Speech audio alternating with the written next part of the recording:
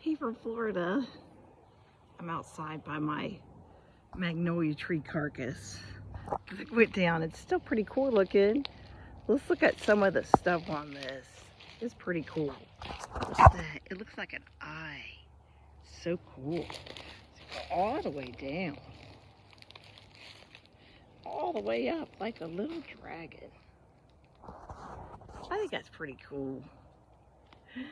Yeah, so I was out here the other day and I dug up a bottle top.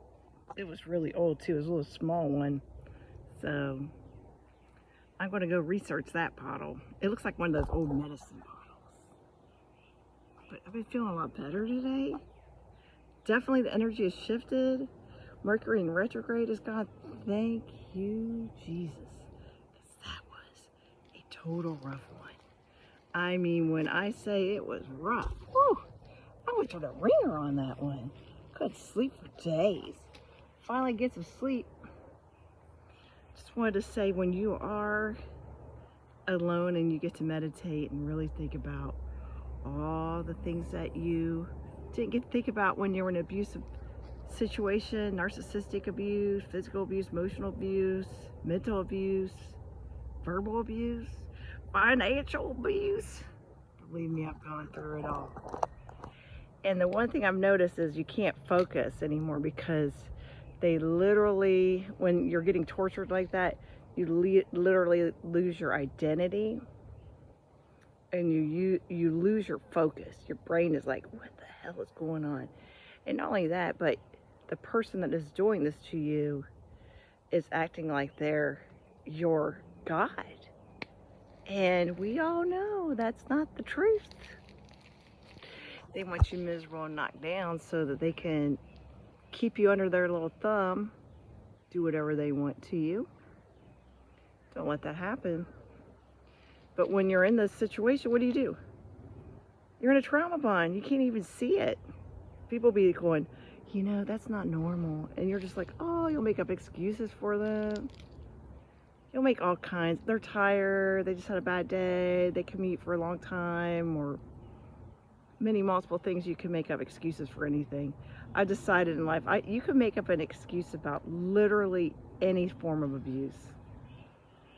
You really can't. If you really want to grasp at straws and make it so that your brain is like, oh, this is what's happening, you will do that. So it's really important to focus on yourself and ask yourself what's going on, because they want you confused and downtrodden and not knowing what's going on. If you question anybody like this as narcissistic abuse or an abuser, they always go around in a circular kind of type of conversation. So, and they'll bring up all your faults. They'll bring up all your faults. You know why they bring up your faults? Because it's just like boom, boom, boom, boom. It's like a fighter. When you hit them, then they hit back a couple times, you know, in the boxing ring. Give you a pow pow, get you beat back down. That's what they're doing. They're like, when you say, why are you doing this? Why did you spend so much money on something that didn't consult me? And then they'll bring up the one thing that you did, like, well, 5 years ago when you went to the grocery store, you bought $500 worth of groceries that we didn't need, and blah, blah, blah. Or, you know, they'll do something like that. Remember that time when you went out and you didn't consult me and you got 2 chickens more than you said? And, you know, I've heard these scenarios. So what you need to do is just not say anything and pause. Give it a 5-second. 1, 2, 3, 4, 5. Like, you know, who was the 5-second pause? Is that Mel Robbins? I don't know. I just remember hearing that on some other podcast. But you just need to stop, because the number one tool for you as a victim of narcissistic abuse, the number one tool I always go by is silence. Because when you have silence, they don't know what to do. They're like, what's going on?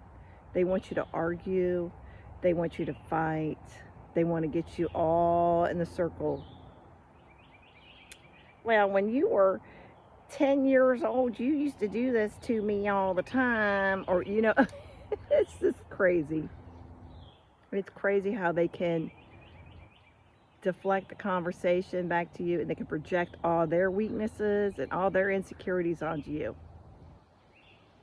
And of course, if you question them, they're always going to gaslight you. They'll be like, what? I don't know what you're talking about. I don't remember that. That's a good classic one.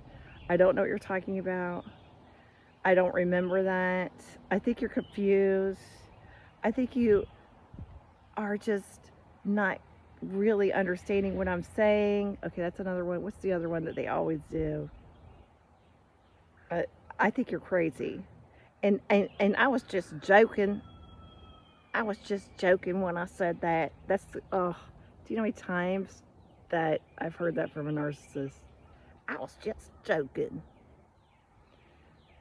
Ugh. I wish I had $1 for every time I heard that. Another thing that they always say, if you ask them anything or want to do anything, or, you know, because they're God in their world, you know, and you got to comply and bow down before them. And you'll say, hey, we need to do this or that. They'll always say, they won't give you a yes or no answer. That's another thing that narcissists are really good at. No yes or no. It's always some ambivalent reply. A classic one that they do all the time is they'll say, we'll see. What we'll see really means is, I just don't give a F what you're doing or what you think. And I'm not going to give you an answer. I'm not going to say that I'm not going to do it, because I know I'm not going to do it, but I know that you won't put up with that. So I'm just going to put the we'll see out there. I heard we'll see for 15 years in a row, as the same person would go out and do whatever they want. We'll see.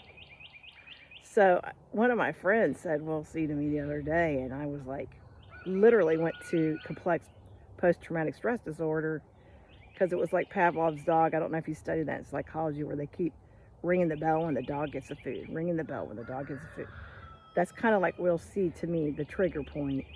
If someone says we'll see, it's like ding, ding, ding, ding, ding, red alert, abort, you know. Why don't you go fuck off? You know, it will cause me to get like the most crazy, like basically defense mode. So now that you know that, don't say we'll see to me. Or if you do, then I know you're a narc. But yeah. So that's another thing they do. They're really good at what they do. It's unfortunate, and after 40 years later of several different types of narcissistic abuse, I could see clearly how it works. And I literally will run out the door, or I won't speak to someone, or I'll give them the silent treatment, or I'll gray rock them, which is do the bare minimum conversation. So, like right now, I'm in peace. I got on my farm, and I'm looking at my old magnolia tree carcass, and, you know, getting some energy off of that. But I've hidden myself, like, and been so insular for years for protection. But now that I feel comfortable and gone to therapy for a couple of years, gotten my spiritual awakenings. I mean, I've had several spiritual awakenings. I just had a recent one that was so intense that it literally, if I didn't have the other ones previously, it would have put me in bed for a week. You know, that's how intense this spiritual awakening was. The sky is so blue today and beautiful. You think I was in the forest right here, but it's just really in the middle of my horse pasture that I let grow up and neglected because just didn't have the money to clear land, you know, at the time. That's another thing that people don't realize, you know, after you get out of narcissistic abuse, after you get out of the gilded cage, you're out. You know, you could be a mom that's been at home with your kids like me for 16, 17 years. And when you go out in the workforce, everybody is like, well, what the hell have you been doing? Even though you've been volunteering and running moms groups and helping with horse rescues and therapeutic riding and giving to charities, volunteering at schools. That doesn't count. What they want is employment history. So that's another way the narcissist keeps you down, because they want you in that, where you don't have any support, you don't have any finances, and then they destroy that way. They know they can destroy you if they financially abuse you. So when I was in a relationship, I just remember, and I was staying home with the children, I was slowly getting my bank account, the money. Each time I'd look at the bank account, it would be less and less money, and he put money in other accounts and hide, and never had the paychecks come to the house, just have it, automatic deposits to accounts, and not knowing anything that's going on, not seeing anything, not understanding the finances. Like, you don't need to worry about that. I'll take care of that. I'll just take care of everything, and abuse. So I'm trying to heal from that. I'm trying to understand why someone would do that, but I'm not going to try anymore. I just know they have to deal with that on their own and live with their life. So I got this shirt on. Look at it. It's like a tree person. See it? I've had that shirt literally since 1990. This shirt. Now, off and on, it gets put in a box and was stored for previously. It's just now getting holes in it. My sister that's passed away now, she had one just like it, so I have her shirt, so I'll probably start wearing that one when this one disintegrates. But isn't that amazing how shirts from the 90s still last, and these shirts you get now, you can wear them for like 6 months and put them in the wash and they have holes in them. So if you have vintage 90s t-shirts, keep them. That was my ADHD moment, just going off topic, but what I'm trying to say is, as I'm in my little, let's go around in a circle. You see that? There's nothing here. There's no narcs here. There's no people trying to use and abuse or trying to take and steal. See that? There's nothing. There's nothing. There's just peace here. Peace here, and maybe under the ground some medicine bottles from 100 years ago.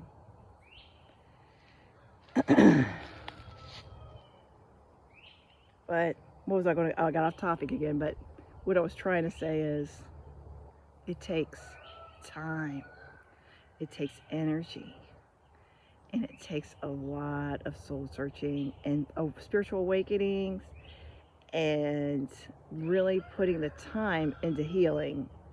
And never ever give yourself like, oh, I got to get healed by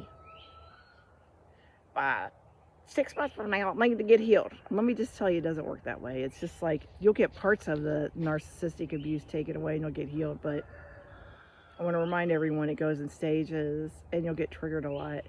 And then you'll get to the point where you're meeting people. It's like right when you meet them, you know they're a narc right away. You're like, nope, I'm going to red flag them. Bye. So you'll get to that point where you're so good at recognizing narcissistic abuse that you'll just be like, nope, moving along, follow the other brick road, got to get to Oz.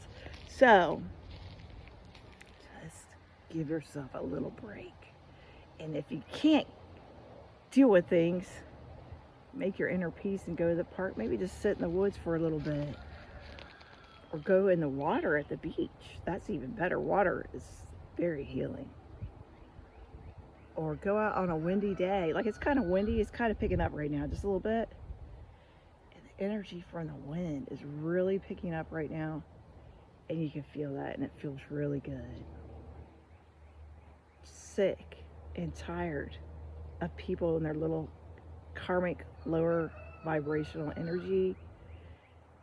And I know that I have a very strong aura that goes out very far, and I can heal, so sometimes I just like to go in the woods and just sit for a bit.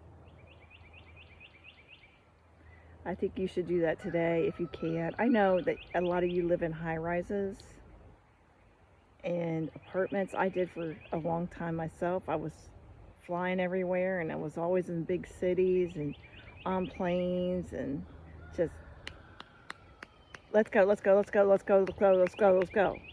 But even in an apartment or a hotel room,